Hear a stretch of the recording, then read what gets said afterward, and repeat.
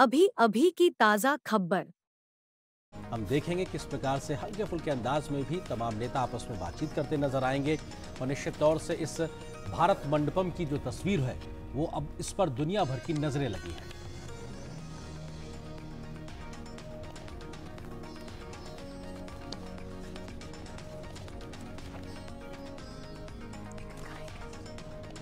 और हमारे साथ में दो खास मेहमान भी इस वक्त जुड़े हुए हैं। संजय भट्टाचार्य जी हैं, पूर्व वरिष्ठ राजनयिक, इस वक्त हमारे साथ में स्टूडियो में। सर बहुत स्वागत है आपका जुड़ने के लिए। इसके अलावा शुभमोय भट्टाचार्य, वरिष्ठ आर्थिक पत्रकार हैं, वो भी हमारे साथ में जुड़े हुए हैं। आप दोनों का स्वागत है।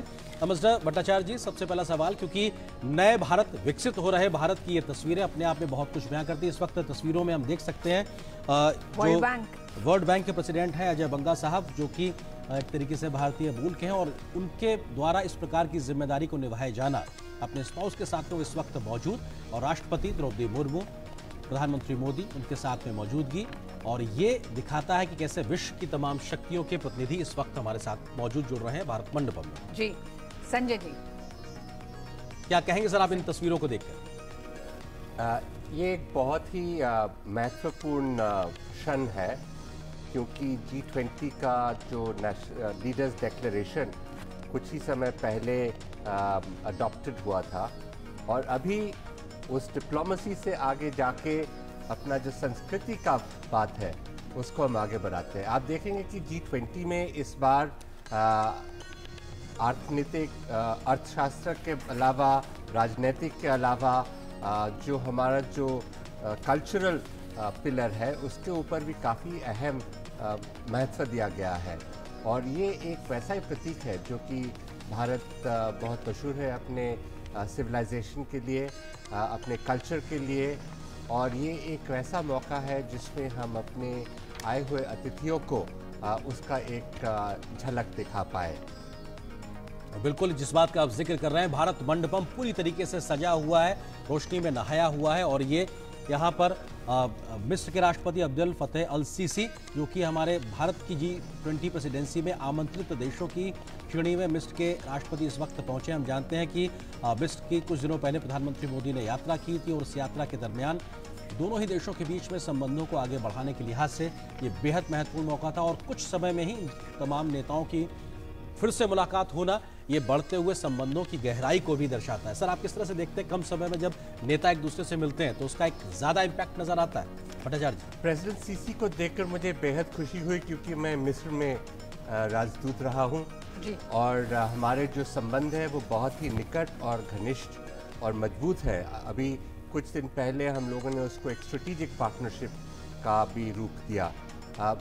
मिस्र, सऊदी अरेबिया, एमिरेट्स, जो कि तीन बहुत ही महत्वपूर्ण अरब राज्य के प्रतिनिधि हैं, इस G20 में जब भाग ले रहे हैं, मिस्र एक इनवाइटी के रूप में और एमिरेट्स भी वैसे ही, तो ये हमें ये भी दर्शाता है कि भारत का जो इन इलाकों के साथ बहुत एक पुराना ऐतिहासिक रिलेशनशिप है, जो G20 से काफ़ी पुराना है, और जो अपने ग्लोबलाइजेशन का जो किस्सा है उससे भी बहुत पुराना है, और कैसे एक तरफ से बायलैटरल का प्रगति होता है, रीजनल का रिलेशंस बनते हैं, और ग्लोबलाइजेशन की और हम लोग ग्लोबल साउथ का एक वॉइस बन जाते हैं। जी हाँ, ये तस्वीरें जो हैं, ये तस्वीरें बहुत कुछ कहती हैं। जिस तरह से हम देखते हैं कि जो भारत का एक जो भाव है अतिथियों के प्रति, वो प्रधानमंत्री के उस पूरे एक तरह से अंदाज में दिखाई देता है। बिल्कुल, और ये जो तस्वीरें हैं, क्योंकि हम प्रधानमंत्री और राष्ट्रपति के पीछे देख पा रहे हैं, नालंदा की वो तस्वीर है, और ये भी भारत अपने आप से इस बात को दुनिया के सामने रख रहा है कैसे 5 से 12वीं सदी तक लगातार ये ऑपरेशनल था, और लोकतांत्रिक व्यवस्थाओं के माध्यम से, या कहा जाए शैक्षणिक व्यवस्थाओं के माध्यम से समृद्ध भारत की जो एक दुनिया तक एक छवि पहुंची थी, उसका एक बड़ा तरीके से कहा जा सकता है नालंदा उसकी एक प्रतिकृति रहा है। सर किस तरह से आप देखते हैं, जब ये सिंबॉलिक ही नहीं होता, ये अपने आप में बेहद महत्वपूर्ण होता है, क्योंकि जब आप नालंदा का एक बैकड्रॉप रखते हैं पीछे, आप दुनिया को क्या संदेश दे रहे हैं? ये आप तो जानते होंगे कि नालंदा शायद विश्व का सबसे पुराना यूनिवर्सिटी रह चुका है जी। नालंदा, विक्रमशिल, तक्षशिला, ये ऐसे यूनिवर्सिटीज थे जहाँ पे देश विदेश से, पूर्व से चीन, जापान, कोरिया, उस इलाकों से और फिर पश्चिम से, जहाँ की अरब देश अभी हैं, वहाँ से लोग यहाँ पे आते थे अध्ययन के लिए। और उस समय इतना एक कंपटीशन था कि नालंदा में कैसे वो लोग एडमिशन पाए।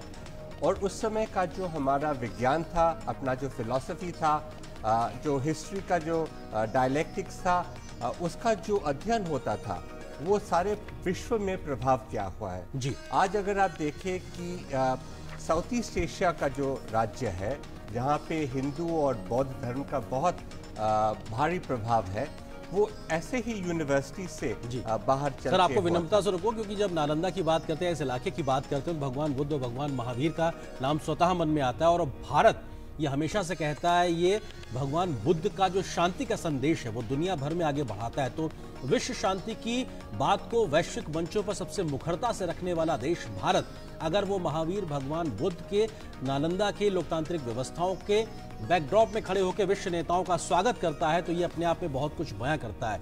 और संभवतः मॉरिशस के प्रधानमंत्री इस वक्त मौजूद हैं, जिनका वो स्वागत कर रहे हैं, प्रधानमंत्री मोदी और राष्ट्रपति द्रौपदी मुर्मू जी। और निश्चित तौर से ये तमाम विश्व के नेताओं के आने का सिलसिला लगातार जारी है। जगन्नाथ का स्वागत किया जा रहा है, प्रधानमंत्री नरेंद्र मोदी और राष्ट्रपति द्रौपदी मुर्मू। हमारे साथ में शुभमोय भट्टाचार्य जी भी जुड़े हुए हैं। शुभमोय जी, ये भी बहुत महत्वपूर्ण होता है कि जब आप विश्व नेताओं का स्वागत कर रहे हैं, तो आपके पीछे की जो तस्वीर है वो भी एक बड़ा संदेश देती है कि आप आज नहीं, आप कितने पुराने विश्व गुरु रहे हैं, आपने दुनिया को क्या कुछ दिया है। लोकतांत्रिक व्यवस्थाएं आपकी आज की नहीं है, दुनिया में कितनी सदियों पुरानी है। शुभमोय जी। हाँ बिल्कुल, और साथ में आपकी जो प्रतिष्ठा वो सिर्फ आज ही से नहीं बनता है, वो आपके पुराने चाल चलन वगैरह सब कुछ से बनता है। और ये बहुत बड़ा चीज़ है कि भारतीय सभ्यता, भारतीय संस्कृति, जिसमें हम लाइफ का, हम खासकर जो इसका जिक्र G20 डिक्लेरेशन में किया गया है, ये लाइफ भारतीय व्यवस्था से कुछ अच्छी तरह से जुड़ा हुआ है कि एनवायरनमेंट पॉजिटिव, एनवायरनमेंट के साथ सस्टेनेबिलिटी मान के हम जो चलते हैं, उनका पूरा कनेक्शन इसी हमारे, यही हमारा धरोहर है। और ये एक बहुत बड़ा चीज़ है जिसको हमने इस बार सामने रखने में सक्षम हुए हैं। और ये बहुत बड़ा, आप जैसे कनेक्शन कर रहे थे कि आप पुरानी सभ्यता के साथ नई सभ्यता, नई ऊर्जा, दोनों का मिश्रण एक बहुत बड़ा पहलू होगा।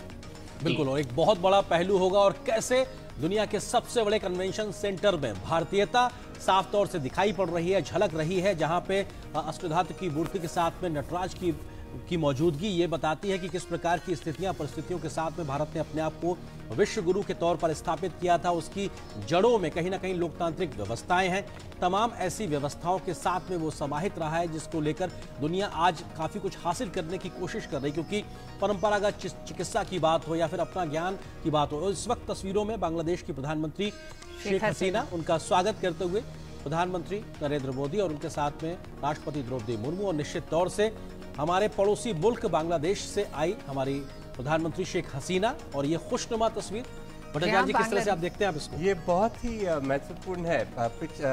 कल प्रधानमंत्री जी ने शेख हसीना के साथ बायलैटरल मीटिंग भी किया था। ये हमारे बहुत ही घनिष्ठ नेबर हैं, हमारे साथ इनका बहुत लंबा नाता है।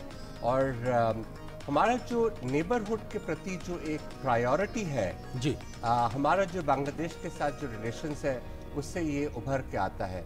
और बंगबंधु का जो ख्याल आया था, जी आप बात करें, जो कि मैं कहना चाहता था कि जैसे आप देख रहे हैं ये लोग आ रहे हैं, इसमें एक और भी झलक आता है कि भारतीय प्रवासी जो हैं वो भी देश विदेश में जाकर एक बहुत इम्पोर्टेंट स्तर पर पहुंच चुके हैं।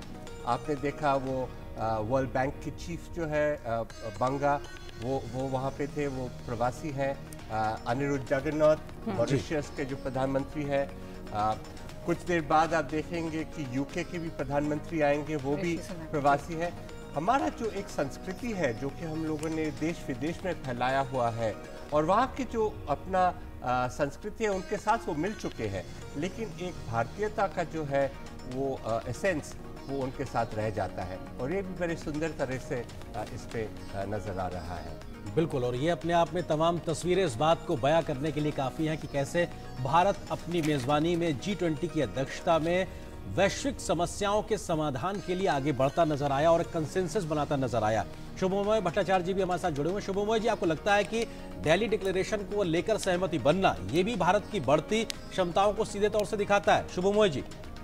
आर्यन जी, साथ दिल्ली डिक्लेरेशन ही नहीं, साथ में जो कुछ देर पहले जो प्रधानमंत्री जी ने जो India middle east Europe corridor आर्थिक कॉरिडोर का जो प्रपोजल का जो घोषणा किए हैं, उसको मैं बहुत ही सिग्निफिकेंट मानता हूँ, क्योंकि ये कॉरिडोर एक पूरे दुनिया के जो इकोनॉमिक जी, हम अपने दर्शकों को ये भी बताते चल रहे हैं कैसे कैसे करके एक एक मेहमान पहुंच रहे हैं। सिंगापुर के प्रधानमंत्री इस समय पहुंच चुके हैं और प्रधानमंत्री हर अपने उस मेहमान को, पहुंचने वाले मेहमान को ये जरूर बता रहे हैं कि ठीक उनके बैकड्रॉप में जो नालंदा विश्वविद्यालय है, इसका इतिहास क्या है, किस तरह से इसको नष्ट किया गया और भारत की शिक्षा के क्षेत्र में जो ताकत थी उसको लगातार प्रधानमंत्री अपने हर मेहमान से साझा कर रहे हैं। हमारे साथ स्टूडियो में जो तस्वीरों में हमने देखा कि अभी सिंगापुर के प्रधानमंत्री ली शिएन लूंग थे और प्रधानमंत्री मोदी ने और राष्ट्रपति द्रौपदी मुर्मू ने उनका स्वागत किया, इस्तकबाल किया। और निश्चित तौर से ऋतु, आप जो बात कह रही थी कि वो बैकड्रॉप अपने आप में मायने रखता है। आप एक इतना बड़ा जब इवेंट करते हैं तो आपको भारत की विविधता को दिखाना होता है। G20 की तमाम बैठकों के दरमियान हमने अपने तमाम शहरों में बैठकें की, लेकिन शिखर सम्मेलन दिल्ली में हो रहा है। बावजूद उसके हम अपने इतिहास से, अपनी संस्कृति से तमाम शिखर नेताओं को रूबरू करा रहे हैं। ये भी अपने आप में बेहद महत्वपूर्ण है। एम्बेसडर भट्टाचार्य, क्या आपको लगता है कि भारत ने जिस तरह से भारत मंडपम का जो पूरा एक तरह से तैयार किया है, उसमें नटराज की मूर्ति, सुबह ओडिशा का कोणार्क चक्र और अब नालंदा विश्वविद्यालय, भारत अपने उस इतिहास को भी इस दुनिया को दिखाना चाहता है, उस समृद्ध इतिहास को जिसमें शिक्षा, संस्कृति, परंपरा, सनातन सब कुछ समाहित है और विश्व कल्याण के लिए हर चीज का इस्तेमाल किया गया।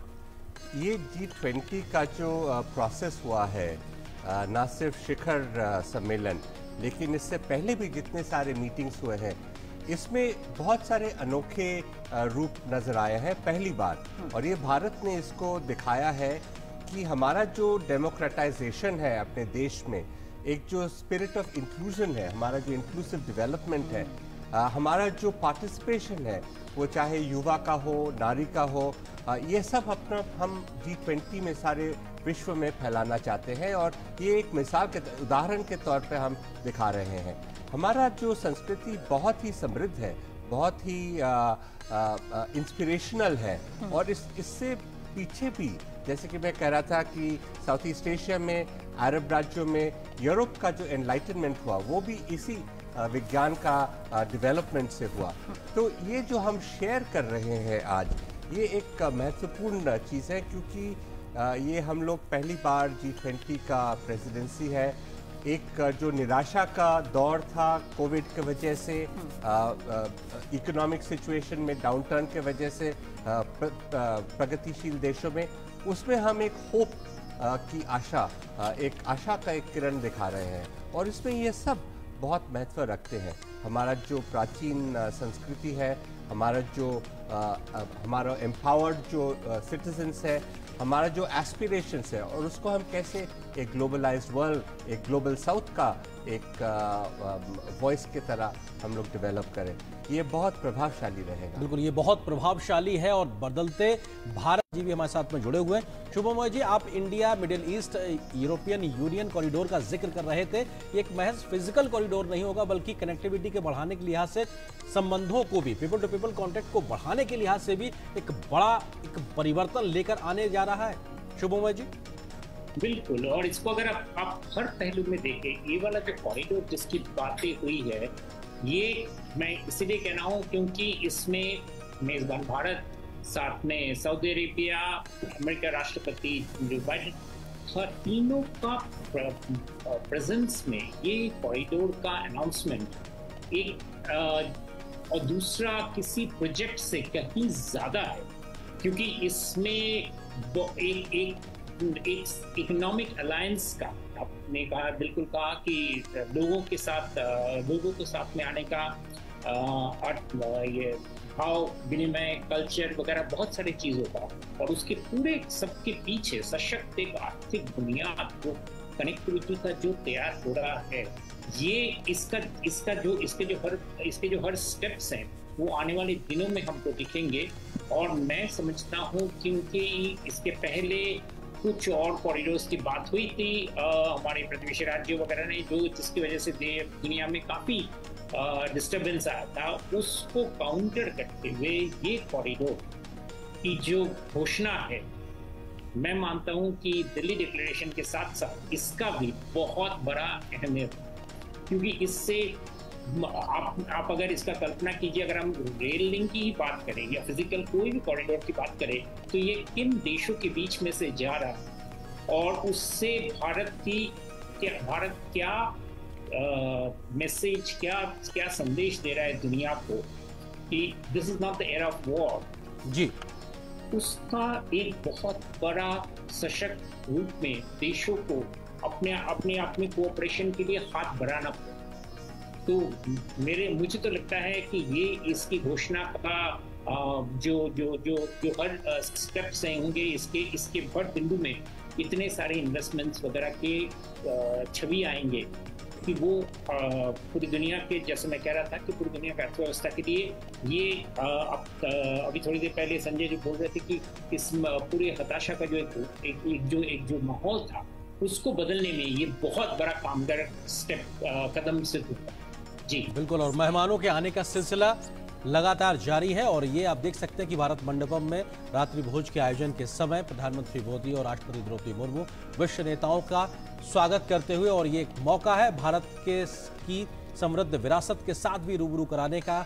परिचय सिर्फ उस लिहाज से नहीं जहां पे दो देशों के नेता मिल रहे हैं, बल्कि दो देशों की संस्कृतियों को भी आपस में जोड़ने के लिहाज से बेहद महत्वपूर्ण। और वसुधैव कुटुंबकम का पीछे लिखा हुआ मंत्र अपने आप में बहुत कुछ बयां करता है। मिस्टर भट्टाचार्य जी, आपको लगता है कि अफ्रीकन यूनियन को एक स्थायी सदस्य के तौर पे भारत की प्रेसिडेंसी में शामिल कराना एक इतिहास लिखा गया, क्योंकि भारत की ये प्रयास था, और एक यूनियन आप भले कह दें लेकिन वो 54-55 देश हैं और कितनी बड़ी आबादी है, उसको एक ऐसा मंच देना जहां पे वो विश्व के साथ में बैठ के बात रख सकता है। आपको लगता है कि इंक्लूसिव ग्रोथ की जब बात की जाती है या सबकी बात को मंच देने की जब बात भारत करता है, उसका एक उदाहरण या जीवंत उदाहरण आज देखने को मिला, इतिहास लिखा गया है। ये G20 दो चीज के लिए बहुत महत्वपूर्ण रहेंगे। पहला ये है कि ये एक डेमोक्रेटिक इंक्लूसिव अप्रोच रहा है। जैसे कि हम लोग जब आमंत्रण किया देशों को, हम लोगों ने 9 इमर्जिंग देश, अपने नेबरिंग कंट्रीज को आमंत्रण किया G20 के मीटिंग्स में भाग लेने के लिए। और अब ये जो अफ्रीकन यूनियन का जो परमानेंट इंक्लूजन हुआ है G20 में, ये सबसे महत्वपूर्ण है, क्योंकि अफ्रीका एक ऐसा कॉन्टिनेंट है जो कि एक्चुअली हमारे विश्व का भविष्य के लिए बहुत इम्पोर्टेंट है। और अफ्रीका ये ऐसा भी कॉन्टिनेंट है जो कि सबसे निग्लेक्टेड है। तो हमारे भारत के नेतृत्व में जो अफ्रीकन यूनियन को इस संगठन में शामिल करना, मेरे ख्याल में ना सिर्फ G20 के लिए, ना सिर्फ अफ्रीकन यूनियन के लिए, लेकिन हमारे विश्व के भविष्य के लिए बहुत महत्वपूर्ण है। जी, शुभमोय जी, आपको लगता है कि अफ्रीका कॉन्टिनेंट में भारत की देर से पहुंचने की बात को लेकर या कुछ अन्य देशों की पहले पहुंचने की बात को लेकर कई प्रकार की चर्चाएं लगातार होती रही, लेकिन भारत के इस प्रयास से आपको लगता है कि भारत की मौजूदगी पूरे कॉन्टिनेंट में एक और मजबूती के साथ अब देखने को मिलेगी, एक बदले हुए परिदृश्य में देखने को मिलेगी? खासकर अभी इसके कुछ दिनों पहले प्रधानमंत्री मोदी जी ने दक्षिण बोल के एक नया आयाम का घोषणा किए थे, जिसमें उन्होंने बताया था कि वो किस तरीके से ग्लोबल साउथ के जो देश हैं उनके बीच में आपसी तालमेल, आपसी नॉलेज शेयरिंग का जो एक माहौल तैयार होगा, उसका कैसा रूपरेखा वो चाहते हैं। और उसके साथ अगर आप देखें कि अफ्रीकन यूनियन को G20 में शामिल करने से वो सारी चीज़ें एक साथ होते हैं, कि यानी कि ये कोई जिसे कहते हैं लेंडर और बोरोवर का रिलेशनशिप नहीं है, ये डेवलपमेंट कॉम्पैक्ट, यानी कि सारे देश एक साथ में अपने अपने शक्ति को पूरा इस्तेमाल करते हुए आगे चले। जैसे दिल्ली डिक्लेरेशन में एक बहुत बड़ा इंपॉर्टेंट स्टेटमेंट जो दिया गया उसमें कि चॉइस ये नहीं होना चाहिए कि क्लाइमेट के वो जूझने के लिए देश गरीबी और क्लाइमेट फाइट के बीच में फंस जाए, बल्कि ये कि उनके डेवलपमेंट में हम बाकी सारे देश साथी बने, उनके साथ जुटाएं। ये सारे कंसेप्ट्स जो हैं ये वन वर्ल्ड वन फैमिली का एक जैसे कि क्रियान्वयन करने का एक बहुत बड़ा अहम कदम। तो इसके लिए जो जिसका जिक्र कर रहे थे कि अफ्रीकन यूनियन को साथ में लाने का और उनकी जो ज़रूरत है उनको हाई टेबल में सामने लाने का ये बहुत बड़ा स्टेप है। एक चीज़ की तरफ मैं आपका ध्यान इसमें आकर्षित करूंगा कि बहुत बार कहा जाता है कि G20 और UN के बीच में क्या संबंध है, पारस्परिक संबंध है।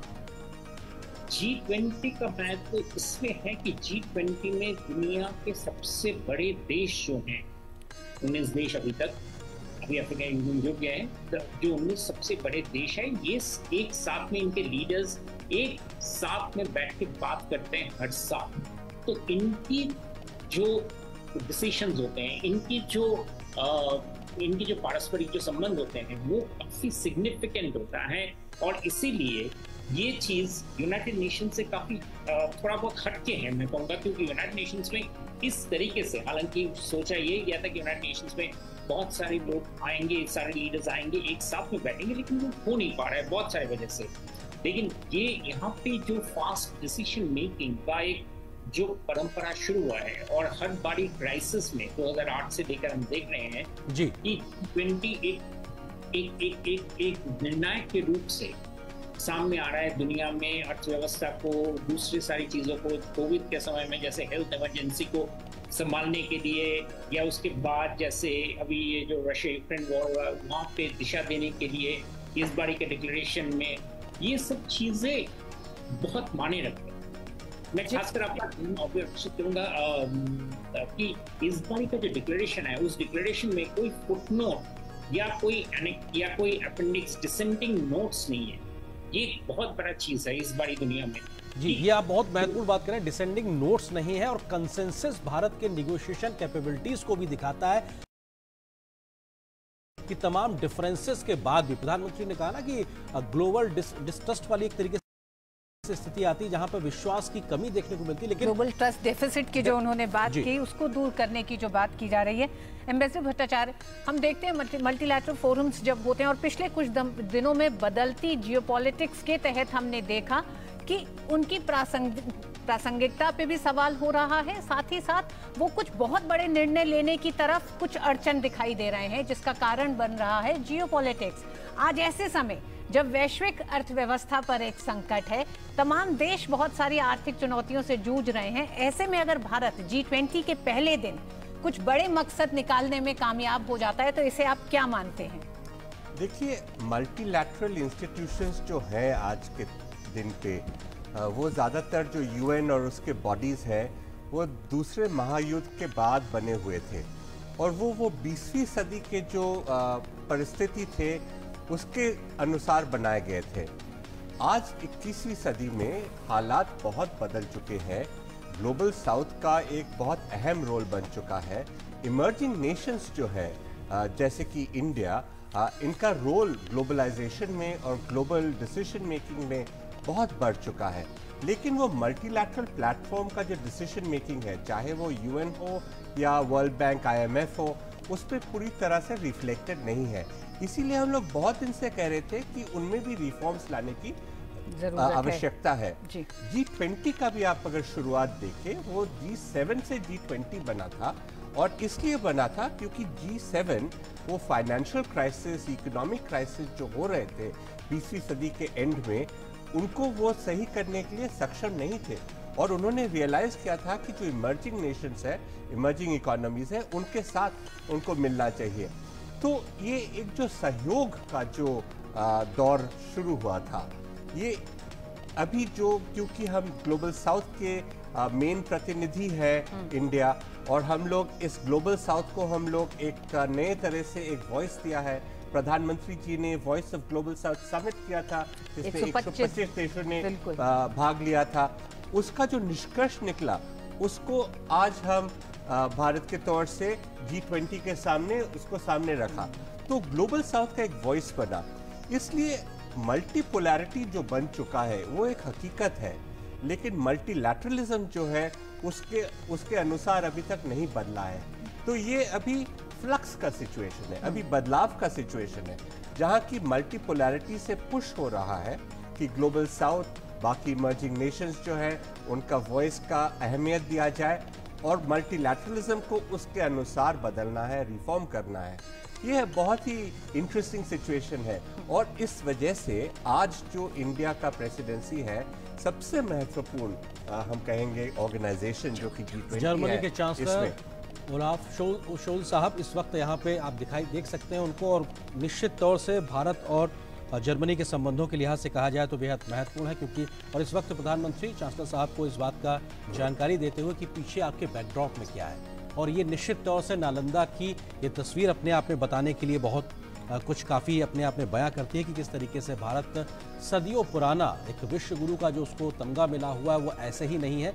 लोकतांत्रिक जड़ें मजबूत रही हैं, तमाम प्रकार की एक परिस्थितियां ऐसी रही हैं जिसकी वजह से आज भारत को इस मुकाम तक लाने में उसकी लोकतांत्रिक जड़ों का एक बड़ा रोल है। बिल्कुल अरेंद्र, और नालंदा विश्वविद्यालय अगर ये बताता है कि कितनी समृद्ध भारत की शिक्षा पद्धति रही एक लंबे समय तक, और ये भी बताएगा कि इतिहास में किस तरह से बहुत सारे ऐसे प्रतिष्ठानों को नष्ट किया गया है, उन नष्ट करने के कारण क्या रहे हैं, और उसके बाद भारत की ये ताकत रही है कि वो एक बार फिर उसी तरह से उठकर आज की तारीख में जब 2047 में विकसित राष्ट्र होने का भारत एक संकल्प लेता है, तो किस तरह से उसको लेके आगे बढ़ रहा है।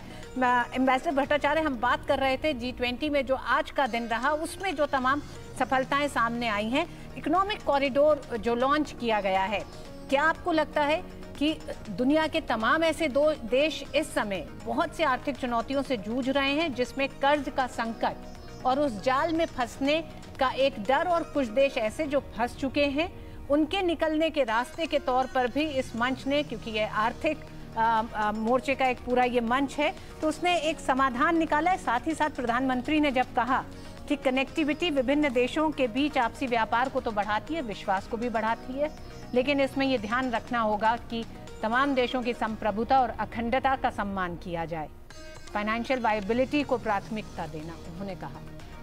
प्रधानमंत्री ने बहुत स्पष्ट रूप से कहा था कि जैसे हम लोगों ने कोविड को ओवरकम किया है, वैसे ही हम बाकी सब जो समस्या है उनको भी हम ओवरकम कर सकते हैं, लेकिन ये जो ट्रस्ट डेफिसिट है उसको हमें पहले संभालना होगा।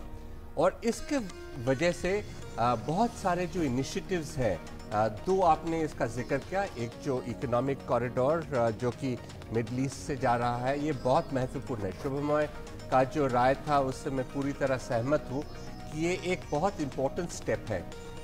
अभी जो आप देखते हैं कि एनर्जी सिक्योरिटी की ओर से मिडल ईस्ट का रीजन्स बहुत ही इम्पोर्टेंट है, और अगर हम आगे डेवलपमेंट की ओर चले, सस्टेनेबल डेवलपमेंट की बात करते हैं, तो ये इकोनॉमिक एनर्जी सिक्योरिटी का जो अहम रोल है उसको और कंसोलिडेट करना चाहिए, उसमें और एफिशिएंसी लाने की ज़रूरत है। और ये जो कोलैबोरेशन हो रहा है भारत के बीच और मिडल ईस्ट और आगे जाके यूरोप और वेस्टर्न प्रांतों की ओर, ये बहुत जापान के प्रधानमंत्री फुमियो किशिदा, और ये बहुत महत्वपूर्ण है क्योंकि उनके साथ में उनकी जो बेटर हाफ है वो अपने आप में भारतीय परिधान में नजर आ रही है। ये तो शायद आप बता पाएंगे ये कौन सी साड़ी है जो उन्होंने पहनी हुई है? निश्चित तौर से ये शायद बहुत ही सुंदर कांचीवरम साड़ी लग रहा है, लेकिन आपको शायद पता होगा कि किशिदा का भारत के साथ बहुत पुराना रिश्ता है। वो यहाँ पे बहुत बार आ चुके हैं, उनके जो ग्रैंडफादर थे वो भी यहाँ पे आ चुके थे, और भारत के साथ उनका बहुत गरीब रिश्ता था। एक जज पाल हुआ करते थे जिन्होंने एक राय निकाला था दूसरे महायुद्ध के बाद, जिसमें उन्होंने एक डिसेंटिंग वॉइस किया था, और वो एक नेशनल हीरो माना जाते हैं जापान में। और किशिदा का फैमिली इसमें भी कुछ बेनिफिशियरी है। वो भारत के साथ और प्रधानमंत्री के साथ उनका बहुत ही पर्सनल रिलेशनशिप है। सर ये जो तस्वीर सुबह, हाँ, जो सुबह का जब मतलब वो जो पूरा माहौल था, जिसमें बड़े सख्त और बड़े फैसले लेने थे, बड़ी वैश्विक चुनौतियां थी। लेकिन अब ये जो दृश्य हमें लगातार दिखाई दे रहे हैं, हमने कई राष्ट्राध्यक्षों और उनके साथ उनकी स्पाउसेस को देखा कि वो भारतीय परिधानों में दिखाई दे रही हैं। और ये जो एक अंदाज इस समय का है, कितना महत्वपूर्ण होता है ऐसे मंचों पर जब अंतर्राष्ट्रीय इस तरह के समिट होते हैं, सम्मेलन होते हैं, उसमें इस शाम के इस रात्रि भोज की क्या भूमिका रहती है? आपने देखा होगा बहुत लोग नमस्ते भी कर रहे हैं जी। ये कोविड के दौरान हैंडशेक से नमस्ते का शिफ्ट जो है बहुत ही प्रोनाउंस्ड था। और इंटरनेशनल गैदरिंग्स में जिनीवा में, न्यूयॉर्क में आप अक्सर देखते हैं कि आजकल लोग नमस्ते करते हैं हैंडशेक के बजाय। ये भारत का एक और दान है, क्योंकि हमारा जो एक सभ्यता है उसको हम जैसे ही शेयर करते हैं बाकी लोगों से, वो उससे प्रभावित होते हैं। चाहे वो योग हो या आयुर्वेद, चाहे वो नमस्ते हो या अपना जो फिलॉसफी हो। हम कहेंगे कि आज का जो चर्चा हुआ दिन भर, जिसमें आप कह सकते हैं कि हाँ टफ नेगोशिएशंस था, लेकिन एक जो सहयोग का जो स्पिरिट था वो बहुत स्पष्ट नज़र आया। और हमने देखा कि सब ने मिलकर एक बहुत ही शानदार डिक्लेरेशन का घोषणा किया है। और उसके बाद ये अभी एक क्या कहते हैं कि रिजॉइस करने का समय है जी। और भारत अपने सही रूप से इसका एक अनुभव दे रहे हैं। दिन भर की हार्डकोर डिप्लोमेसी के बाद में शाम को एंजॉय करने का वक्त है, ये बहुत महत्वपूर्ण बात करें। शुभमोय भट्टाचार्य जी भी हमारे साथ जुड़े हुए। शुभमोय जी, सस्टेनेबल डेवलपमेंट गोल्स को लेकर भी दिल्ली डिक्लेरेशन में साफ तौर से बात कही गई। आपको लगता है कि 2030 के जिस लक्ष्य को लेकर दुनिया चल रही है उसमें हम काफी पीछे चल रहे हैं, हमसे मतलब दुनिया की हम बात कर रहे हैं। ऐसे में एक बार फिर से विश्व मंच से इस बात को रेखांकित किया जाना भारत की ओर से और ज्यादा पुरजोर तरीके से उस बात को रखना, आपको लगता है कि दुनिया की प्राथमिकताओं में इस दिशा में और तेजी से कदम आगे बढ़ते नजर आएंगे? क्योंकि भारत का ट्रैक रिकॉर्ड इस दिशा में बहुत बेहतर है तमाम अन्य इवन विकसित देशों के माध्यम से भी अगर बात की जाए तो। बिल्कुल, और अब देखेंगे दिल्ली डिक्लेरेशन में कई अहम पैराग्राफ्स सस्टेनेबल डेवलपमेंट गोल्स के बारे में जिक्र करता है और साथ में चिंता भी जताता है कि हम मध्य अभी 2030 पहुंचने में 2023 में पहुंच गए हैं, यानी almost middle of the decade है। और मैं उसी डिक्लेरेशन से ही पढ़ रहा हूँ और जिसमें चिंता जाहिर किया गया है कि अभी भी एसडीजी के बहुत सारे गोल्स में आशानुरूप प्रोग्रेस नहीं हुआ। ये एक साधारण इस तरह के डॉक्यूमेंट्स में इस तरह के चिंता का बयान इस तरीके से नहीं किया जाता है, लेकिन ये करना, और फिर से वही बात है कि ये G20 का प्लेटफॉर्म है जहाँ पे this sort of the highest decision making body दुनिया में, तो इसके तरफ से ये चिंता जताना एक अपने आप ही दर्शाता है कि इसको कितना प्रमुखता दिया गया है, इसको कितना आगे अग्रसर होने के लिए कितने सारे स्टेप्स लिए गए हैं। इसलिए अगर आप देखेंगे कि आगे ये डिक्लेरेशन के चलते बहुत सारे पैराग्राफ्स में सस्टेनेबल डेवलपमेंट के जो पहलू हैं, सस्टेनेबल डेवलपमेंट गोल्स के जो टारगेट्स हैं, जो जिन देश जिस एजेंसीज को काम करना है उन पर जोर दिया गया है, उन पर आग्रह किया गया है कि वो अपना काम को और आगे बढ़ाए और फुर्ती से काम करे, ताकि सस्टेनेबल डेवलपमेंट गोल्स के जो टारगेट्स हैं, और खासकर वो इतना जरूरी है क्लाइमेट चेंज के समय में कि एक तरफ तो क्लाइमेट चेंज के चलते ही बहुत सारे मुश्किलात दुनिया को सामने करना पड़ रहा है, उसके ऊपर अगर सस्टेनेबल डेवलपमेंट गोल्स के जो टारगेट्स हैं, यानी कि जो एग्जिस्टिंग जो कमियां हैं दुनिया में, जिसका जिक्र शुरुआत में ही किया गया, पॉवर्टी का, इनइक्वालिटी का, जेंडर इश्यूज का, इन सारी चीज़ों बिंदुओं का,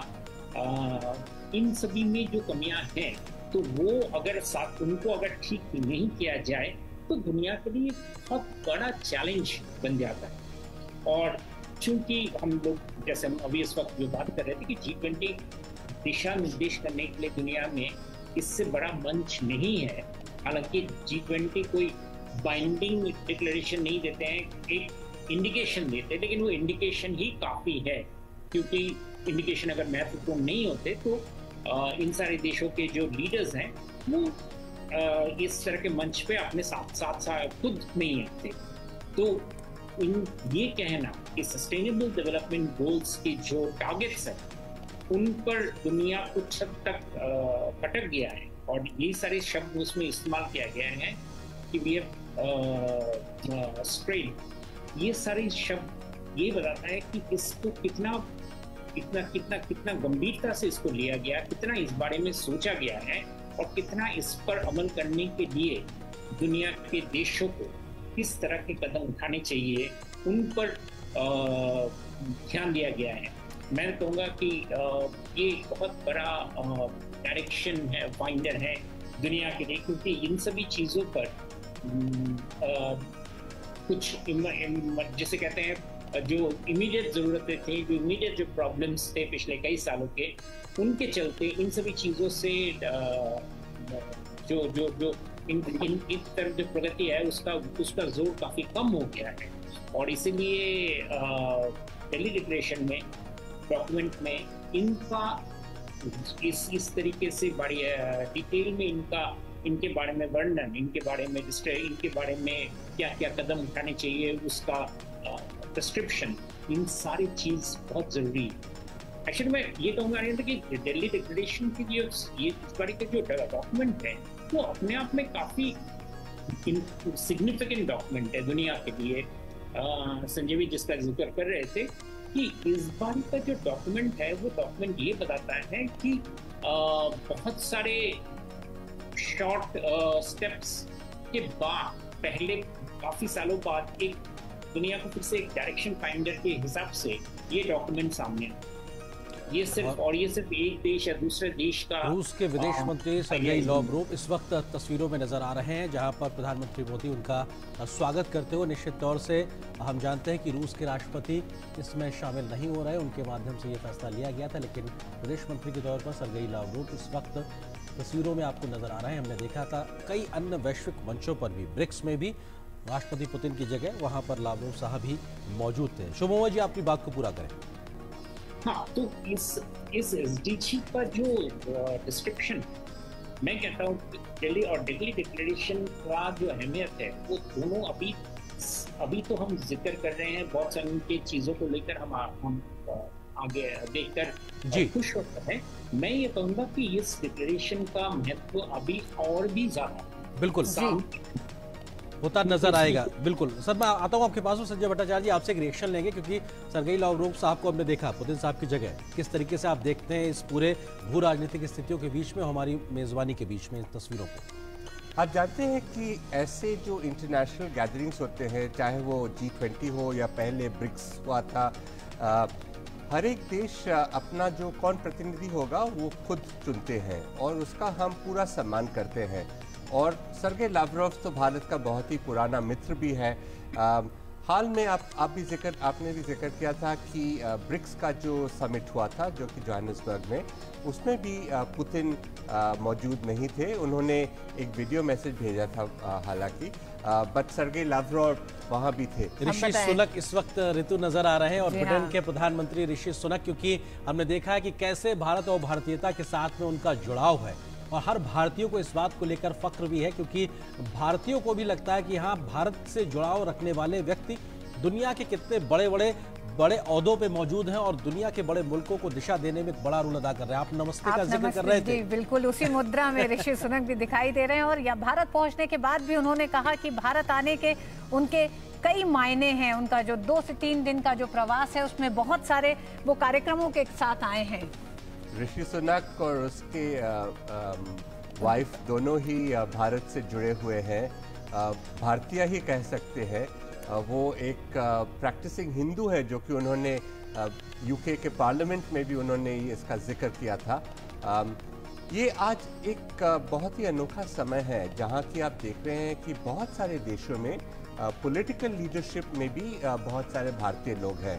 प्रधानमंत्री के तौर पे UK, Ireland, Portugal, Suriname, Guyana, Seychelles, Mauritius, इन सब के जो प्रधानमंत्री हैं सभी भारतीय ओरिजिन के हैं। यूएस के वाइस प्रेसिडेंट भी, उनका भी भारत से नाता है। अभी हाल में सिंगापुर का जो नए राष्ट्रपति चुने गए हैं वो भी भारतीय ओरिजिन के हैं। तो एक जो भारत का जो प्रभाव और एक ये शांतिपूर्ण एक जो संस्कृति का जो प्रभाव है, ये हम लोग बहुत सारे जगह में देख रहे हैं। बिल्कुल, ये तस्वीरें अपने आप में ऋतु बहुत कुछ बयां करती हैं। ब्रिटेन के प्रधानमंत्री ऋषि सुनक अपनी पत्नी के साथ में, राष्ट्रपति द्रौपदी मुर्मू और प्रधानमंत्री नरेंद्र मोदी खुशनुमा माहौल में बातचीत होते हुए, सभी के चेहरों पे मुस्कुराहट, और निश्चित तौर से ये आपसी संवाद जो है ये बहुत कुछ बयां इसलिए भी करते हैं कि जब माहौल ऐसा बेहतर हो तो आगे बातें ट्रांसलेट होती भी नजर आती हैं। तमाम जो रुके हुए ठहरे हुए बातें होती हैं, फैसले होते हैं, वो आगे जमीन पर उतरते भी नजर आते हैं जब शीर्ष नेताओं में इस प्रकार की केमिस्ट्री होती है, इस प्रकार की बातचीत होती है। और ब्रिटेन के लिहाज से अगर बात की जाए तो फ्री ट्रेड एग्रीमेंट को लेकर जो लगातार निगोशिएशंस चल रहे हैं, निश्चित तौर से बहुत जल्द ही वो अपने अंतिम रूप में पहुंचते नजर आएंगे। हमारे साथ में शुभमोय भट्टाचार्य जी भी जुड़े हुए। शुभमोय जी, आपको लगता है कि ब्रिटेन के साथ में अगर संबंधों के लिहाज से बात की जाए तो उस दिशा में तेज गति से प्रगति की उम्मीद सभी लोग लगाए हुए हैं? शुभमोय जी, आप मुझे सुन पा रहे हैं? अम्बेसडर संजय, ये तस्वीरें तो बता रही हैं भारत ने G20 से विमेन लेड डेवलपमेंट की भी बात की है। क्या आपको लगता है कि पहली महिला आदिवासी राष्ट्रपति भारत की, और जब भारत तमाम और देशों को देखता है जहां महिलाओं के प्रतिनिधित्व और शीर्ष नेतृत्व में आज भी महिलाएं नहीं हैं, वो देश अभी उस कतार में काफी पीछे हैं जब वो ये कह सके कि हमारा राष्ट्राध्यक्ष एक तरह से महिला है। क्या आपको लगता है कि भारत कई मायनों में तमाम उन देशों को पीछे छोड़ता हुआ भी अपनी प्रगति के कई रास्ते दिखाता हुआ दिखता है? हमारे जो डेवलपमेंट का प्रोसेस था, इसमें इंक्लूजन एक बहुत महत्वपूर्ण अंश था। और इंक्लूजन जब हम कहते हैं, वो हम हर एक तरह से इंक्लूजन की बात करते हैं, जेंडर का भी कहते हैं, महिलाओं का उनमें आना बहुत ही अनिवार्य था। और आज जो हम देखा है कि ये दिल्ली डिक्लेरेशन में इसका स्पष्ट जिक्र किया गया है, 2 पैराग्राफ में इसके बारे में कहा गया है। एक था कि जो वुमेन रिप्रेजेंटेटिव्स है बिजनेस में, इंटरनेशनल ऑर्गेनाइजेशंस में, पॉलिटिकल ऑर्गेनाइजेशंस में, उनको और बढ़ाना चाहिए। और एक ऐसा इनफॉर्मल एक टारगेट भी रखा गया है कि हाल में हमको इसको और आगे लेना चाहिए। ये तो सबको पता है कि जब नारी को हम लोग उनका सही दर्जा देते हैं तो समाज का कल्याण होता है। और आज शुरुआत में भी जब प्रधानमंत्री जी ने G20 का इनॉग्रेशन किया था, उन्होंने एक जिक्र किया था कि एक स्तंभ के बारे में जहां पे समाज कल्याण, और समाज कल्याण का मूल नारी से आता है। और ये भारतीय परंपरा है, ये तो हमारा पुराना रिवाज है कि नारी को सेंटर में रखना। बिल्कुल, और ये कहीं ना कहीं भारत की विविधता को भी दर्शाता है, क्योंकि भारत भौगोलिक रूप से ही नहीं बल्कि तमाम तरह की संस्कृतियों के समावेश के साथ में भी भारतीयता को समाहित करके आगे बढ़ने का नाम है। भारत वसुधैव कुटुंबकम की बात करता है, मेहमान भगवान समान है, और किस तरीके से पूरी पृथ्वी को एक घर परिवार की तरीके से मानने की भावना के साथ जब हम आगे बढ़ रहे हैं, वसुधैव कुटुंबकम का मंत्र हमने समाहित किया हुआ, one earth one family one future की हम बात करते हैं। ऐसे में जो सामाजिक चुनौतियां, आर्थिक चुनौतियां, राजनीतिक चुनौतियां दुनिया के सामने है, कैसे उसका एक समाधान दिया जाए। दिन भर हार्डकोर डिप्लोमेसी होती है, लेकिन पहला सत्र खत्म होने से पहले ही एक सहमति बनती नजर आती है। प्रधानमंत्री घोषणा करते हैं कि दिल्ली डिक्लेरेशन को लेकर लीडर्स के बीच में सहमति बनी है। ये कहीं ना कहीं प्रधानमंत्री की लीडरशिप को भी दर्शाता है। अम्बेसडर भट्टाचार्य जी, आपको लगता है कि इन तमाम निगोशिएशंस के बाद में जब डिक्लेरेशन, जब सहमति हुई है, तो कहीं ना कहीं भारत के बढ़ते कद रसूख को भी दिखाता है, प्रधानमंत्री के बढ़ते एक वैश्विक नेता के तौर पर स्वीकार्यता को भी दिखाता है, और जब हमारा एक प्रभाव बढ़ता है तो दुनिया का हमको देखने के प्रति एक नजरिया भी पॉजिटिव तरीके से बदलता है। आपको लगता है कि ये तमाम बातें आज के द्वारा जो कुछ भी हुआ उससे परिलक्षित होती है, दिखाई पड़ती है? आप अगर इस बार का न्यू दिल्ली डिक्लेरेशन को देखें, और पहले भी इसका जिक्र हुआ था कि इसमें कोई रिजर्वेशंस नहीं है, कोई ऑब्जेक्शंस नहीं है, ये एक यूनानिमस कंसेंसस बेस्ड डॉक्यूमेंट है। ये ऑब्वियसली एक हमारा जो डिप्लोमेसी का, हमारे नेगोशिएशंस का, हमारे लीडरशिप का एक प्रतीक है।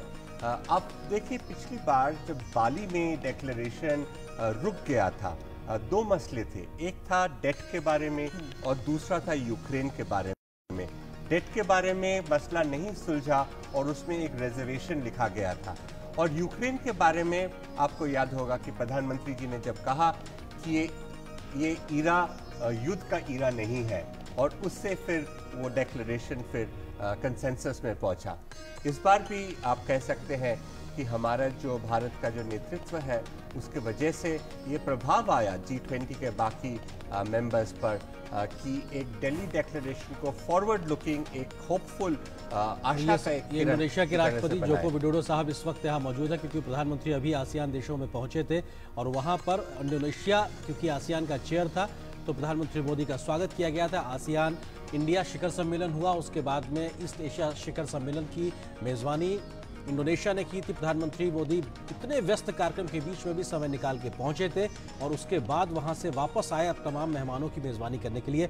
संजय भट्टाचार्य जी, आप हमारे साथ जुड़े, बहुत बहुत शुक्रिया आपका हमारे साथ जुड़ने के लिए, वक्त साझा करने के लिए। लेकिन इस बीच में एम्बेसडर राजीव कुमार भाटिया जी भी हमारे साथ में जुड़ गए हैं, खास मेहमान। सर बहुत स्वागत है मिस्टर भाटिया आपका हमारे साथ जुड़ने के लिए।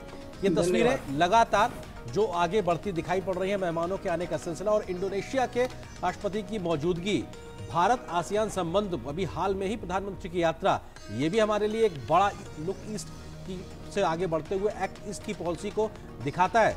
मिस्टर भाटिया। जी हाँ, ये आपने जो इस समय बात की है मुख्य रूप से G20 की, मगर साथ ही साथ आप उसमें बीच में हमारे दक्षिण पूर्व एशिया में जो प्रधानमंत्री की यात्रा हुई थी उसके बारे में ले आए। बड़ा अच्छा किया है, क्योंकि देखा जाए तो पिछले 10-12 दिनों में इस समय जो पॉलिटिकल लीडरशिप का और इंडियन डिप्लोमेसी का जो स्पेक्ट्रम पूरा का पूरा क्षेत्र देखने को मिला है वो वास्तव में सराहनीय है। सबसे पहले ये यात्रा शुरू हुई ब्रिक्स में, जहाँ पर प्रधानमंत्री जी गए और वहाँ पर बड़े अहम फैसले लिए गए, खासतौर से ब्रिक्स को एक्सपेंड करने का, यानी उसको बढ़ाने का।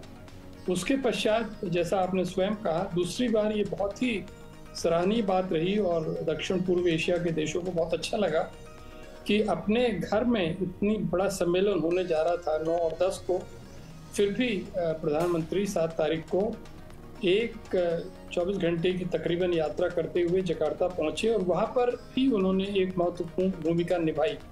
और उसके पश्चात अब जब यहाँ पर आए और 2 दिन का सम्मेलन था और बहुत विशेषज्ञ, पत्रकार इत्यादि ये कह रहे थे कि साहब बड़ी मुश्किल हो रही है और समझौता होगा कि नहीं होगा, होगा भी तो बिल्कुल अगले दिन, दूसरे दिन, आधी रात के समय होगा। उन सब बातों को झुटलाते हुए, उन सब बातों को असत्य जाहिर करते हुए पहले ही दिन दोपहर में सारी बातों को देखते हुए नई दिल्ली घोषणा पत्र जारी कर दिया गया है। ये मैं समझता हूँ अपने आप में एक बहुत महत्वपूर्ण कदम है। एम्बेसडर भाटिया, आपने जिक्र किया कि इस बात का कि दिल्ली डिक्लेरेशन को लेकर जिस तरह के कयास भी लगाए जा रहे थे या फिर मीडिया में जो खबरें आ रही थी, क्या आप इसको मानते हैं भारत की एक सफल कूटनीति, तमाम देशों के साथ जो संबंध है और विश्व कल्याण का संदेश जो समय समय पर भारत ने दिया, वो कोविड का दौर रहा। कोविड के दौर के बाद जिस तरह से फूड सिक्योरिटी को लेकर जो एक समस्या देश के दुनिया के सामने आई, उसमें भारत एक वैश्विक हल के तौर पर सामने आया। क्या ये तमाम वो प्रयास रहे जिसने भारत की उस भूमिका को और मजबूत किया और आधार दिया, जिस पर आज दिल्ली डिक्लेरेशन पर सहमति तमाम देशों की सामने आई? मैं इस बात को मानता हूं और मैं ये कहना चाहूँगा कि इन चीज़ों को हम 2 पहलुओं से देख सकते हैं, राजनीतिक दृष्टि से और आर्थिक मुद्दे जो कि G20 का मुख्य काम है उस दृष्टि से। तो राजनीतिक दृष्टि से भारत का जो इस समय दृष्टिकोण है वो वास्तव में एक मिडिल पाथ को फॉलो करने का रहा है और ये खास तौर से जब यूक्रेन का युद्ध हुआ तो उस समय देखा गया था और आज उसका नतीजा है कि हम रूस का समर्थन प्राप्त कर सके। रूस को कभी भी हमने कितना ही प्रेशर पड़ा दिल्ली के ऊपर, भारत के ऊपर, मगर उसको हमने उसकी पब्लिक रूप में आलोचना नहीं करी। जो कुछ भी हमें उससे कहना था हमने अंदरूनी तरीके से कहा और साथ ही साथ ये कहा कि रूस एक बड़ा देश है, हमारा मित्र है, उसकी हम आलोचना नहीं कर सकते। उसका जवाब ये हुआ कि आज रूस ने जब ये देखा कि भारत के लिए, G20 के लिए, दुनिया के लिए ये घोषणा पत्र जारी करना ज़रूरी है, तो उन्होंने अपना सहयोग दर्शाया और जो ही उन्होंने अपना सहयोग दर्शाया, दूसरा देश जिससे थोड़ा भय था, जिससे चिंता थी, चीन, वो भी सामने आया और उसने भी समर्थन जाहिर कर दिया। तो ये तो हुआ राजनीतिक और कूटनीतिक दृष्टि से। जी। आर्थिक दृष्टि से हम ये जरूर कह सकते हैं कि जो भी हमने 7-8 मुख्य मुद्दे चुने थे, हमारी सरकार ने जो मुख्य मुद्दे चुने थे, वो सब ऐसे मुद्दे थे जिसके ऊपर दुनिया के एक बहुत बड़ा हिस्सा जो है, जिसे ग्लोबल साउथ कहते हैं, उसके हितों की रक्षा को ध्यान में रखते हुए बनाया गया था। ये मात्र भारत के लिए नहीं था, विकासशील देशों के लिए था। फ्रांस के राष्ट्रपति इमैनुअल मैक्रो। एम्बेसडर भाटिया, आपको जरा सा रोकना चाहेंगे, इन तस्वीरों के बारे में बात कर लें और फिर हम आपके पास सवालों पर आते हैं। फ्रांस के राष्ट्रपति, और हमने ध्यान है कि अभी जुलाई महीने में ही प्रधानमंत्री मोदी की फ्रांस की यात्रा हुई थी, जहां पर वो वहां पे मेहमान बने थे और उनको वहां का सर्वोच्च नागरिक सम्मान भी मिला था, और ये भारत और फ्रांस के बढ़ते रिश्तों को दर्शाता है। और इस वक्त प्रधानमंत्री मोदी फ्रांस के राष्ट्रपति इमैनुअल मैक्रों जी को समझाते हुए कि पीछे बैकड्रॉप में क्या है। ये बैकड्रॉप में नालंदा की तस्वीर है। नालंदा वो ज्ञान का कुंज है जो कितने सदियों पहले एक तरीके से भारत ने स्थापित किया था, जिससे न सिर्फ भारत बल्कि पूरा क्षेत्र कहीं ना कहीं उसको ज्ञान मिलता था। और वहां पे भगवान बुद्ध, भगवान महावीर इस पूरे इलाके के लिहाज से अगर देखा जाए तो वो भी दिखाई पड़ते हैं। और जब भारत ये कहता है कि ये युद्ध का नहीं, बुद्ध की बात को मानते हुए शांति को स्थापित करने का युग है, तो ये निश्चित तौर से उस तस्वीर से भी निकलती हुई एक उम्मीद की किरण है, जो आज दिखाती है कि हम उतने पहले भी अपने मूल्यों के साथ जुड़े थे। सदियों पुरानी 5वीं से 12वीं शताब्दी के बीच की अगर लिहाज से बात की जाए, और आज भी हम उन लोकतांत्रिक परंपराओं के साथ आगे बढ़ते नजर आ रहे हैं। और फ्रांस के साथ भारत की बढ़ती दोस्ती ये अपने आप में दिखाता है किस प्रकार से भारत और फ्रांस के रिश्तों में एक नई गहराई आई है। अमिताभ जी, भाटिया जी, हम इन्हीं तस्वीरों पर समझना चाहेंगे भारत और फ्रांस के लगातार बढ़ते रिश्ते, आपसी समझ, और ये महज व्यापारिक रिश्ते नहीं है बल्कि तमाम मसलों पर बढ़ती समझ ये दिखाती है कि ये बात अब एक और स्तर ऊपर है, जहां पे हमारी समझ आगे है और फ्रांस भी हमको अहमियत किस स्तर की देता है। मिस्टर भाटिया।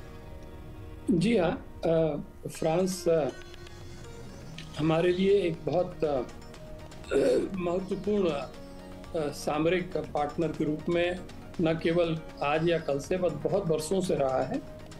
और उसका मुख्य कारण यही है कि दोनों देश, फ्रांस और भारत, हमेशा ये मानकर चलते रहे हैं कि दुनिया में हमेशा मल्टीपोलैरिटी को बढ़ावा दिया जाना चाहिए, और जो भी देश हैं वो अपनी विदेश नीति को स्वतंत्रता से उसको बना सकते हैं और उसका कार्यान्वयन कर सकते हैं। तो ये एक ऐसा बड़ा एकता का बल है जो हम दोनों को साथ रखता है। इसके अलावा बाकी तो और बहुत सारी बातें जो आपने स्वयं कही हैं, संस्कृति, कला, इतिहास, जनता से जनता का मेल, वो सब जरूरी है। और मैं विशेष रूप से कहना चाहूँगा कि फ्रांस के बारे में थोड़ा बहुत मैं जानता हूँ। सबसे पहली पोस्टिंग मेरी भारतीय एम्बेसी पेरिस में ही हुई थी जी। वहाँ पर फ्रेंच भाषा सीखने का अवसर मिला था, और उस ज़माने से आज के ज़माने तक फ्रांस में जो भारत के प्रति दृष्टिकोण है, भारत के प्रति जो परसेप्शन से छवि है, वो पूरी तरह से बदल चुकी है। और इसमें कोई संदेह नहीं है कि आज जो सम्मेलन हुआ है उसकी सफलता में हमारे जो मुख्य देश हैं उनका हाथ रहा है। फ्रांस का जरूर इस बारे में सर मैं एक चीज इसी के साथ आपसे जोड़ के पूछना चाहूंगा, क्योंकि India middle east European economic corridor की भी आज लॉन्चिंग हुई है, इसकी शुरुआत हुई है। फ्रांस के राष्ट्रपति की भी मौजूदगी वहां पे थी, तमाम विश्व नेताओं के साथ में। ये जो कनेक्टिविटी का बढ़ता दायरा है भारत से लेकर मिडिल ईस्ट और यूरोपियन देशों तक, ये आपको दिखाता है कि कनेक्टिविटी को लेकर किस प्रकार से हम आगे बढ़ रहे हैं। और ये सिर्फ आपसी जुड़ाव ही नहीं बल्कि कई प्रकार के संदेश भी अपने आप में दुनिया भर को देता है। किस तरह से आप देखते हैं इसको? जी हाँ, वेस्ट एशिया जो है, या जिसे मिडिल ईस्ट कुछ लोग कहते हैं, ये एक ऐसा क्षेत्र है जो कि यूरोप और भारत के बीच में है। भारत का इससे ऐतिहासिक संबंध रहा है, और ये जो इकोनॉमिक कॉरिडोर या कनेक्टिविटी कॉरिडोर की बात आज आगे बढ़ी है, दो बातें मैं स्पष्ट करना चाहूँगा कि ये प्रत्यक्ष रूप से G20 का प्रोजेक्ट नहीं है, मगर G20 के सम्मेलन का पूरा लाभ उठाते हुए जो भी संबंधित देश थे उनके नेताओं ने अपनी अलग से बैठक में शामिल होकर और पहले से जो तैयारी का काम चल रहा था उसको आगे बढ़ाते हुए अपना अनुमोदन किया है। और इसकी आपने जैसा स्वयं कहा, इसके आर्थिक जो लाभ होंगे वो न केवल क्षेत्र को होंगे बल्कि उसके जितने भी पार्टनर्स होंगे उनको भी मिल सकता है।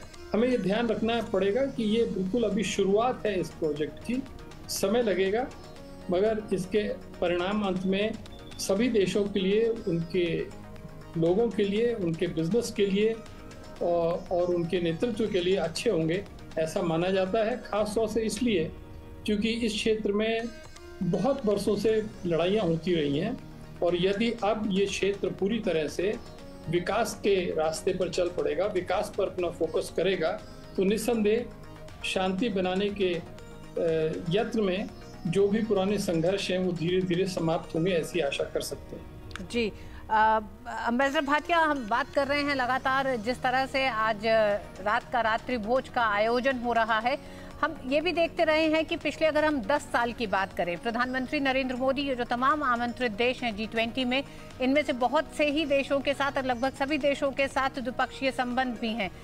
क्या आप ये मानते हैं कि प्रधानमंत्री अपने जब दौरे करते रहे हैं इन तमाम देशों में, तो भारत की संस्कृति को इन देशों से जोड़ते रहे हैं?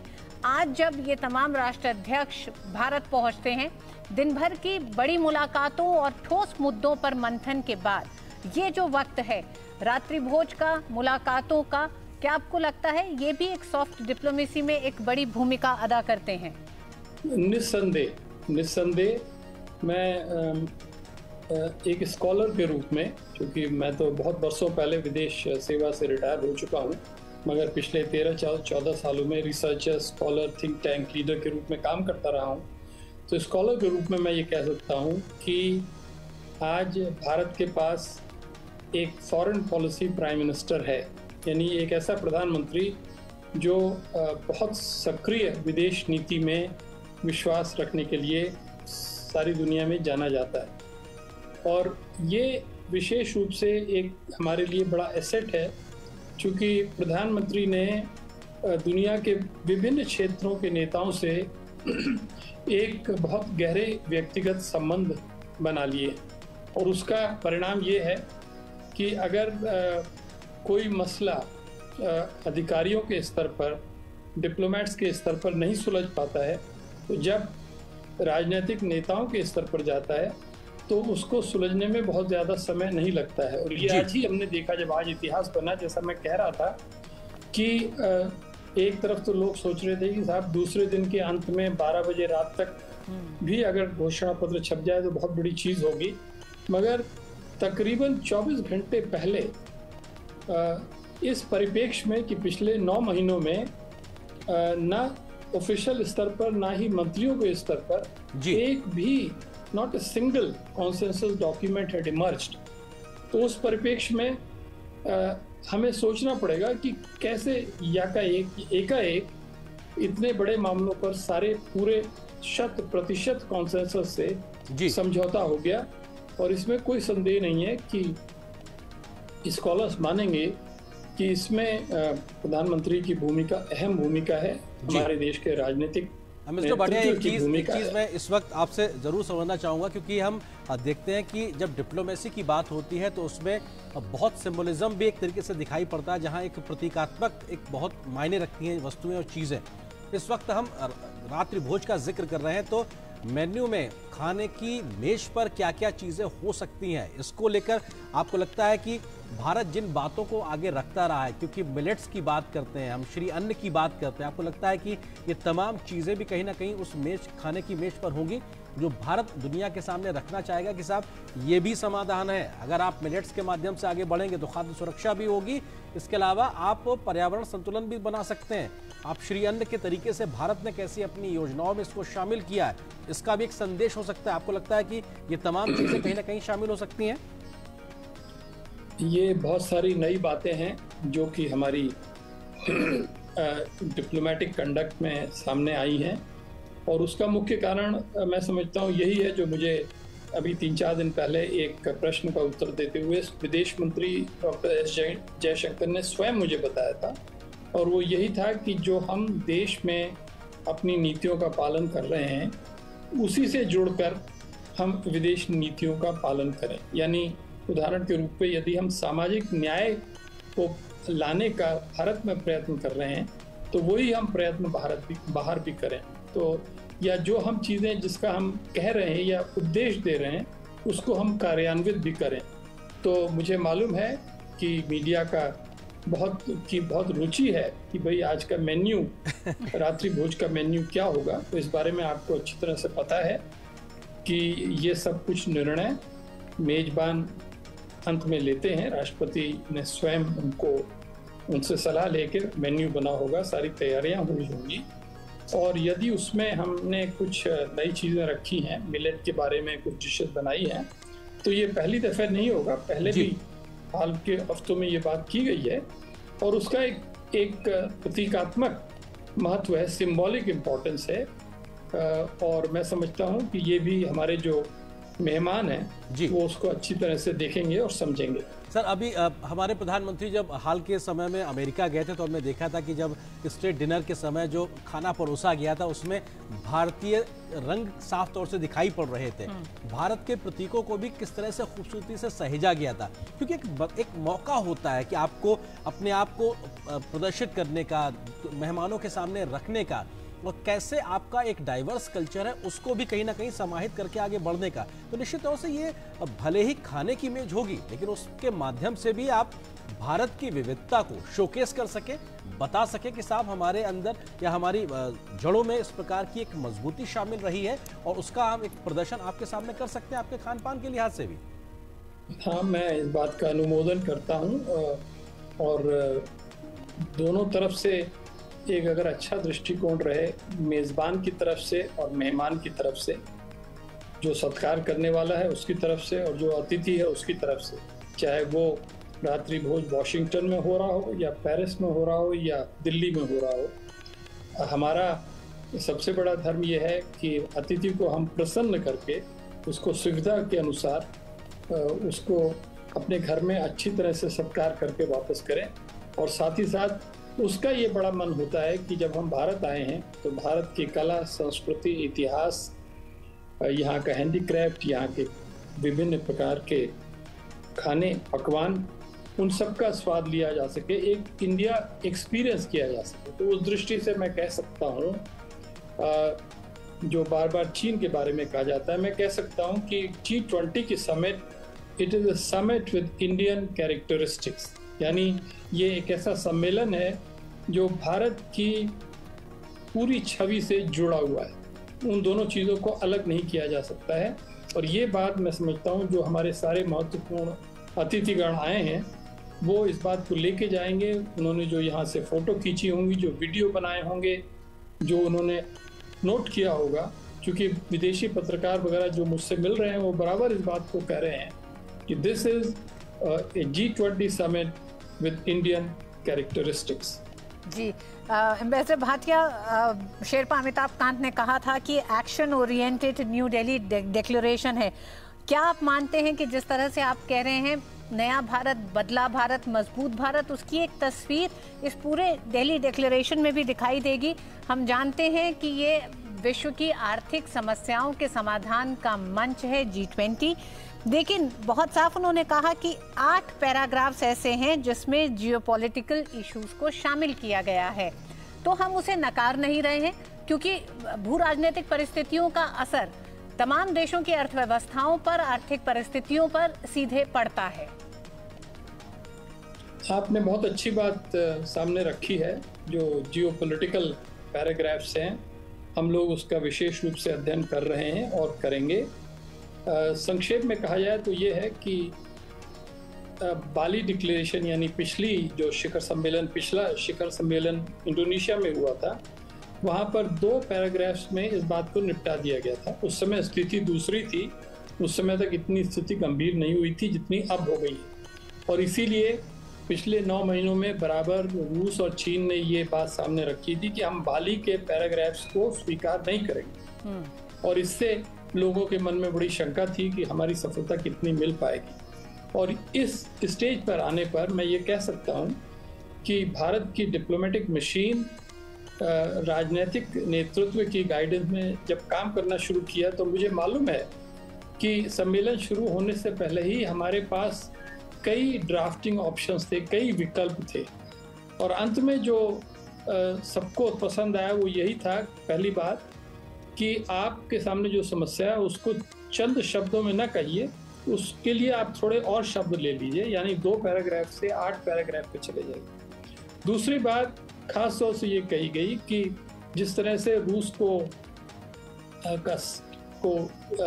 आलोचना की गई थी बाली में, उस चीज़ को निकाल दिया गया, मगर साथ ही साथ ये बात बराबर रखी कि यूक्रेन का मामला इस घोषणा पत्र में आना ज़रूरी है, इसलिए क्योंकि उसका असर, उसका प्रभाव देशों की आर्थिक व्यवस्था पर बहुत ज़्यादा पड़ा है, खास तौर से विकासशील देशों की अर्थव्यवस्था पर, और इसलिए ज़रूरी है कि हम उसको अच्छी तरह से विस्तार से अपनी बातें रख दें, जिस पर कि दोनों पक्षों को कोई आपत्ति न हो, और यही हुआ जी, और इसीलिए समझौता बन पाया। जी भाटिया जी, आपको रोकना चाहेंगे क्योंकि कुछ जानकारी हम मेन्यू की बात कर रहे थे कि क्या कुछ खाने के पकवान में हो सकता है। जी हाँ, अभी कुछ जानकारी आई है, उसको साझा करना चाहेंगे दर्शकों के साथ में।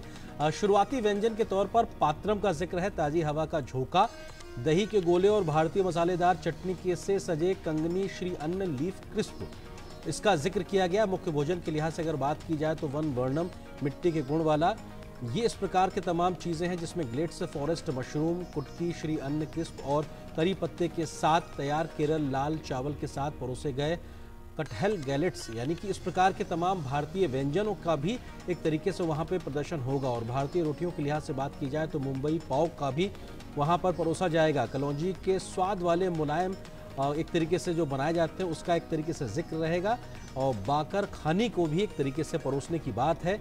और ये मुख्य भोजन के लिहाज से बात है, इसमें इलायची के स्वाद वाली मीठी रोटी हुआ करती है, ये हमारे मेहमानों को परोसने की बात। साथ ही साथ मिष्ठान की अगर बात की जाए तो मधुरिमा स्वर्ण कलश का इसका नाम है, इस लिहाज से इसको परोसा जाएगा। इलायची की खुशबू वाला सांवा का हलवा, अंजीर, आड़ू, मुरब्बा और अम्बे बोहर राइस क्रिस्प के साथ में इसको तैयार किया जाता है। तो ये कहीं ना कहीं पकवानों की लिस्ट में है। पेय पदार्थ की बात की जाए तो कश्मीरी कहवा, फिल्टर कॉफ़ी और दार्जिलिंग की चाय, ये कहीं ना कहीं शामिल किया गया। ऋतु, हम जिस बात का जिक्र कर रहे थे कि भारत के तमाम राज्यों की विविधताओं को परोसते हुए कहीं ना कहीं खाने की मेज पर भी भारत की विविधता के दर्शन होंगे।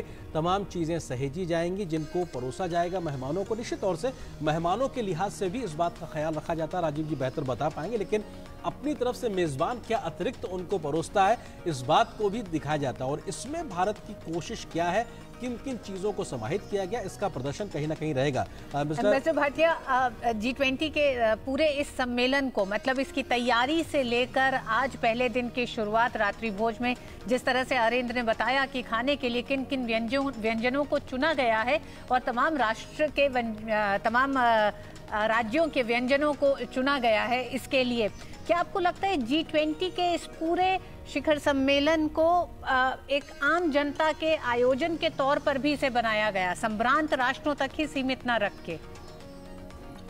हम ये बात कह सकते हैं, क्योंकि मैंने ये आपसे स्वयं पहले कहा कि जो भारत की विविधताएं हैं हर क्षेत्र में, कला, संस्कृति, हैंडीक्राफ्ट, क्विजीन और आर्किटेक्चर, उन सबको देखते हुए हमारा यत्न यही रहा था, सरकार का यत्न यही रहा था कि जब बाहर से लोग आए, नेता आए, उन्हें भारत की जो डाइवर्सिटी है, भारत की जो वैरायटी है, उसका अनुभव करने का अवसर मिले। क्योंकि आखिर हम जानते हैं कि इतने बड़े नेता कभी कभी आते हैं, और एक साथ तो मेरे ख्याल से बहुत बरसों पहले कभी आए हों तो आए हों, मगर निस्संदेह ये जो शिखर सम्मेलन है ये लिविंग मेमोरी में अपने आप में एक बड़ा सम्मेलन माना जाता है।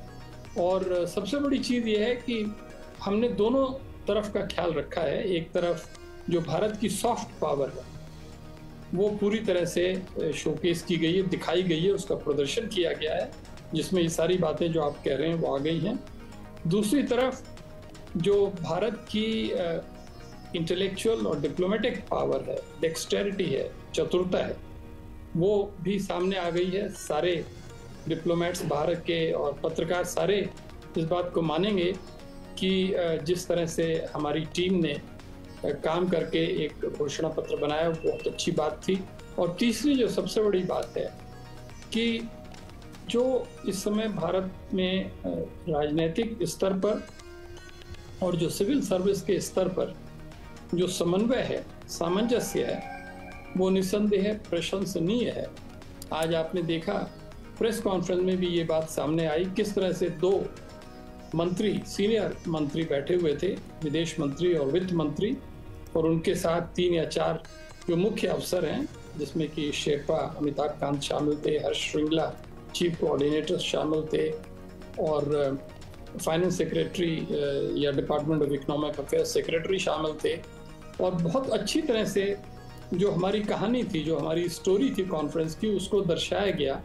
तो देखिए, विदेश के नेता, विदेश के पत्रकार, विदेश के डिप्लोमेट्स, वहाँ से आए हुए दूसरे विजिटर्स, नेताओं की पत्नियाँ, वो अपने आप में बहुत ज़रूरी हैं, महत्वपूर्ण रोल अदा करती हैं। उन सब ने आज भारत की एक ऐसी छवि देखी है, आज नहीं कल से आए हुए देखी है और कल तक देखेंगे। उसको मैं समझता हूँ वो बहुत समय तक अपनी स्मृति में बनाए रखेंगे और ये मान के चलेंगे कि भारत तेजी से बदल रहा है और भारत के सामने पूरी दुनिया की जो स्टेज है उसमें एक अहम भूमिका निभाने के लिए भारत पूरी तरह से कटिबद्ध है।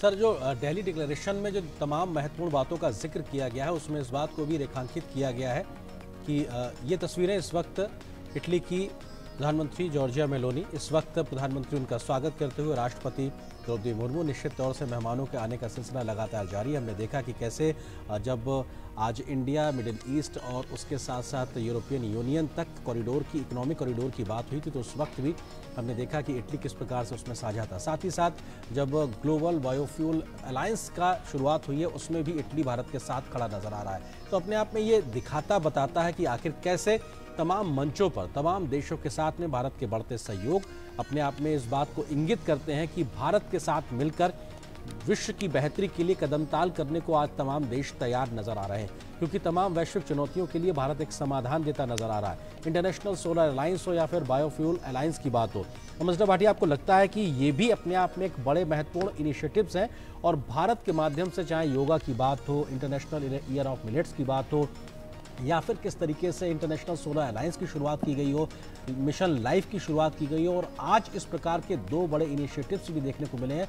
बायोफ्यूल इनिशिएटिव्स को आप किस तरह से देखते हैं, क्योंकि ये न सिर्फ हर एक देश के किसानों की बेहतरी के लिए है, बल्कि दुनिया में फॉसिल फ्यूल्स के इस्तेमाल को कम करेगा, पृथ्वी के संरक्षण को भी फायदा देता नजर आएगा। स्वच्छ ऊर्जा को लेकर एक ग्लोबल इकोसिस्टम बनाने का एक बड़ा प्रयास 2015 के इंटरनेशनल सोलर अलायंस के बाद।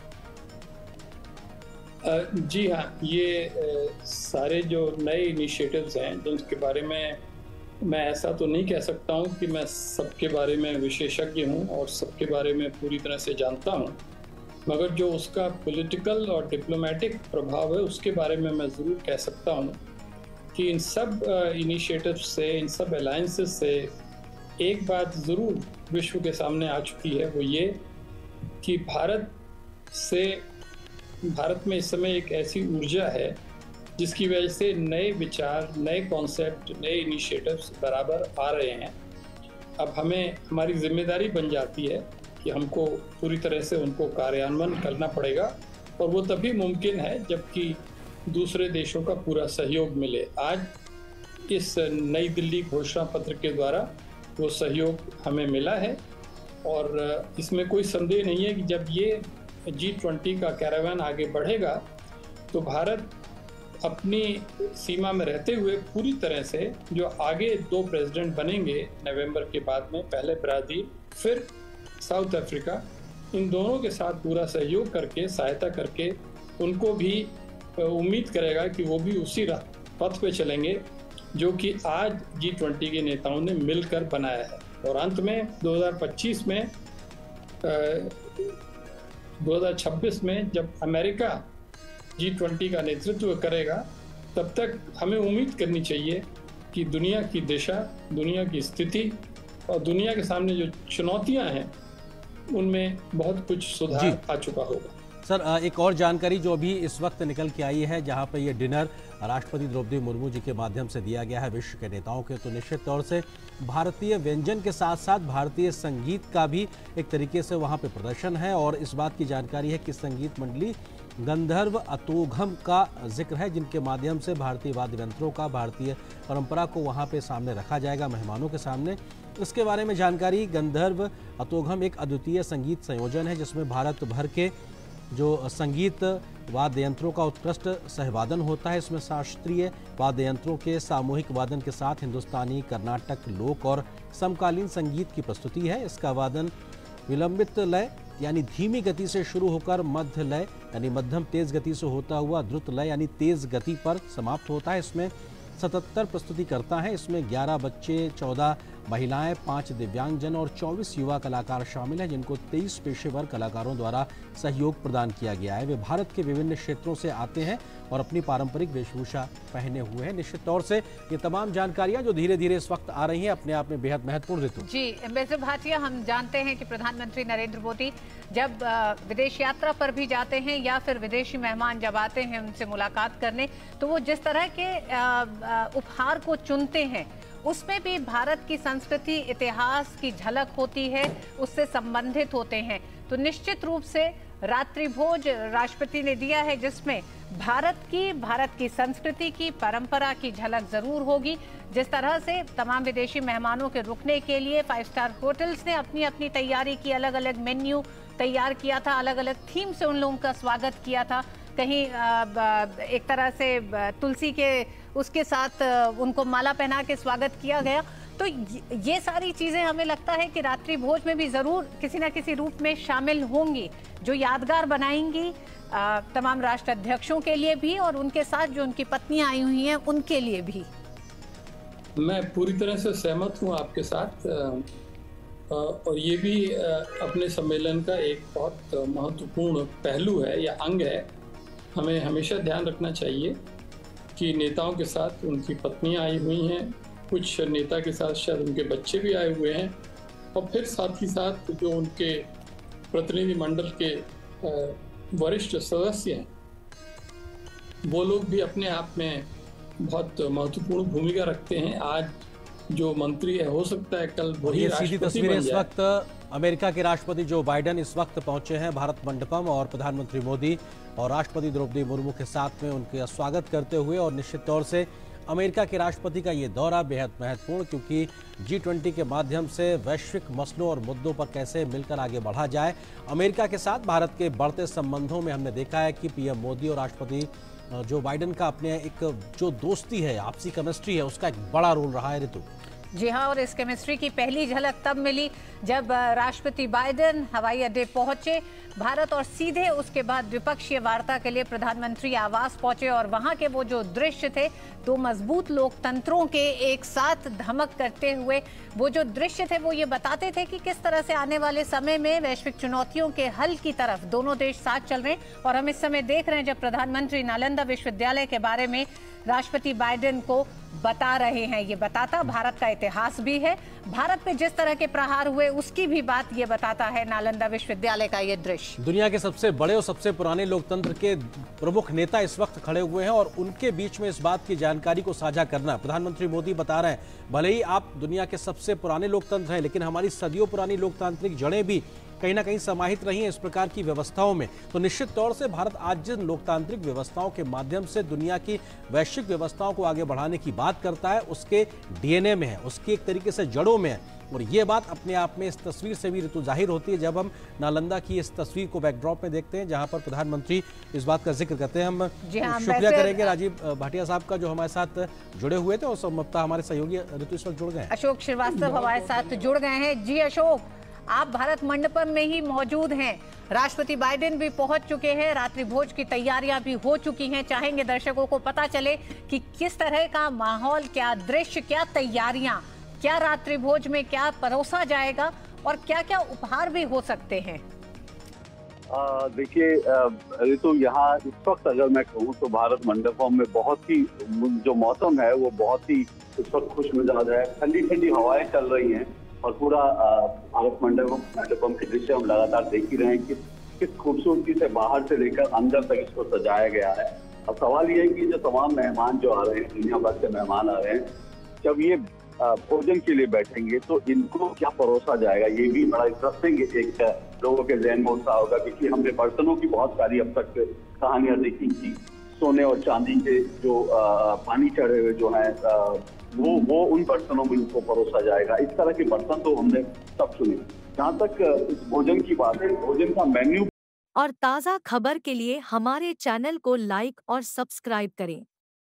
धन्यवाद गेटवे न्यूज़ नेटवर्क टीम की तरफ से।